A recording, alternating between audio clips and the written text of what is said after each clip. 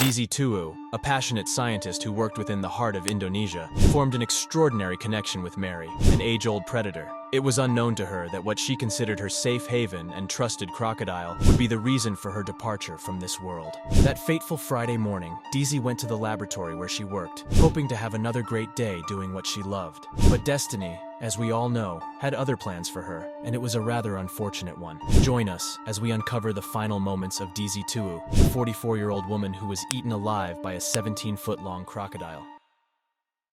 Deasy Tuwo was an extraordinary woman. Her roots were deeply entwined with the lush landscapes of Indonesia. From a young age, she had an insatiable love for animals, finding comfort and a connection amongst the various fauna of her home country. Her childhood reads like a fairy tale of jungle adventures. With every page oozing wildlife, she got to know it up close. Deasy's heart began to beat along with a rhythm, her relationship with the natural world strengthening with every thump, leading her down an extraordinary path in the world of wildlife. Deasy's lifelong aspiration crystallized the moment she stepped into the hallowed halls of the CV Yosiki laboratory, nestled amidst the tranquility of Minahasa on the Indonesian island of North Sulawesi. Here, science and nature blend perfectly. Rapidly ascending the ranks, she emerged as the lead scientist, dedicating her existence to unraveling the mysteries shrouding Indonesia's enigmatic crocodiles. Their prehistoric elegance, ancient sagacity, and vital role in the intricate tapestry of existence held her in unwavering thrall. Amidst this scaly congregation, one creature held a particularly special place in Deasy's heart: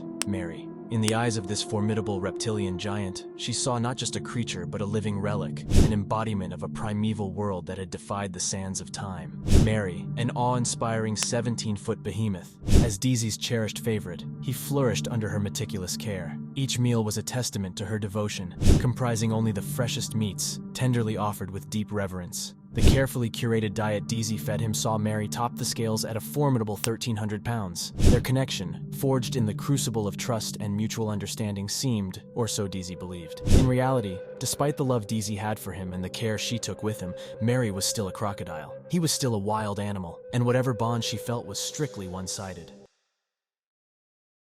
On the 10th of January 2017, a warm Friday morning, the sun's rays painted the Pearl Farm in golden hues. Deasy, as always, was the first to arrive at the laboratory. As was her normal routine, she approached Mary's enclosure with a bucket of fresh meat, admiring the creature wholeheartedly. She had no idea this would be the last meal she fed to Mary or the last thing she ever did alive. Deasy extended her hand to feed Mary, who leaped out of the water in a display of power and grace. This was not the first time she had fed Mary, so this didn't seem to her like an abnormal occurrence, at least not one that will end in her death. In just a split second, jumping up an 8-foot enclosure wall, Mary's powerful jaws clamped around Deasy's left hand, severing it instantly. What started as a peaceful morning had just evolved into a horrible nightmare. Deasy was the only person in the lab, so no one could hear her screams of pain. There was no one to save her from the horrifying attacks of this crocodile that she thought she had a connection with. Deasy found herself dragged over the 8-foot wall and into the enclosure.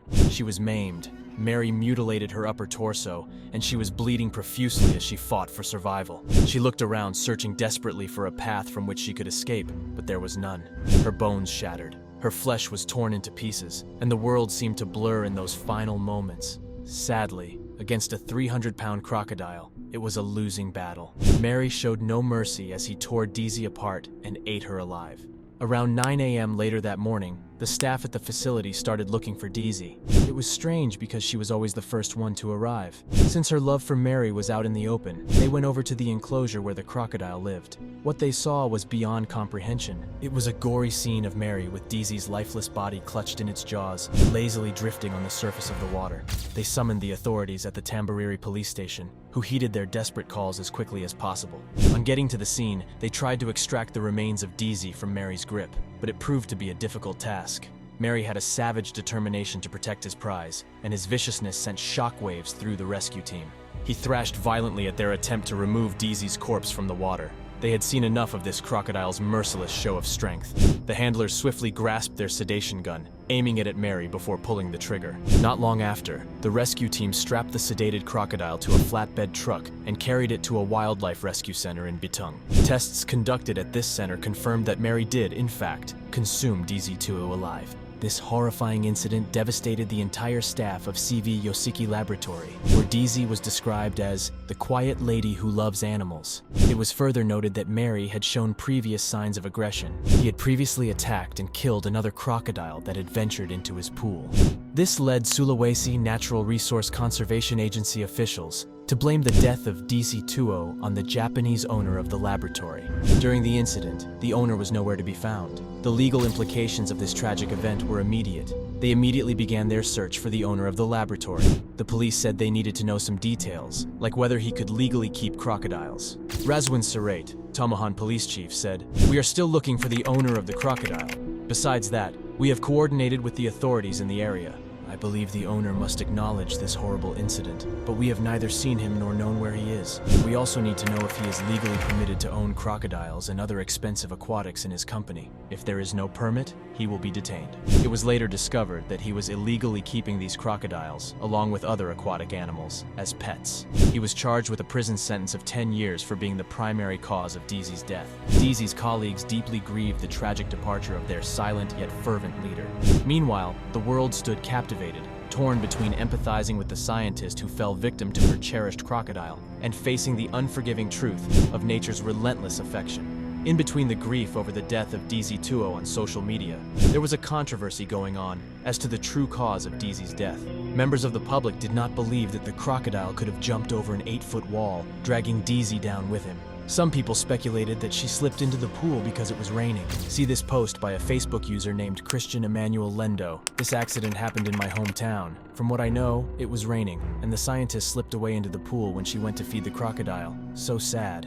Others believed she was pushed in. See the reply of @Hextreme on a Twitter thread. "She either fell in or was pushed in. Stop with the projectile crocodile nonsense." Some people expressed their condolences without giving their thoughts on the social media frenzy surrounding her death. Despite all the rumors circulating during this incident, one thing was certain: a crocodile had eaten Deasy Tuwo alive. Deasy Tuwo's life was the perfect illustration of the beauty and danger that are intrinsic to the relationship between humans and wildlife. Her love and respect for animals like Mary made her commit to truly understanding them, ultimately resulting in one of the most heartbreaking tragedies. She was a quiet woman who loved her job, the same one that led to her sad demise. This chilling tale is a fierce reminder that nature remains beyond our control in all its unforgiving beauty. Deasy is one of many people who developed a bond with wild animals and ended up dying at their hands. This story is a crucial reminder that our infatuation with the untamed world should always be balanced with prudence. Even the strongest connections can lead to the most treacherous turn of events.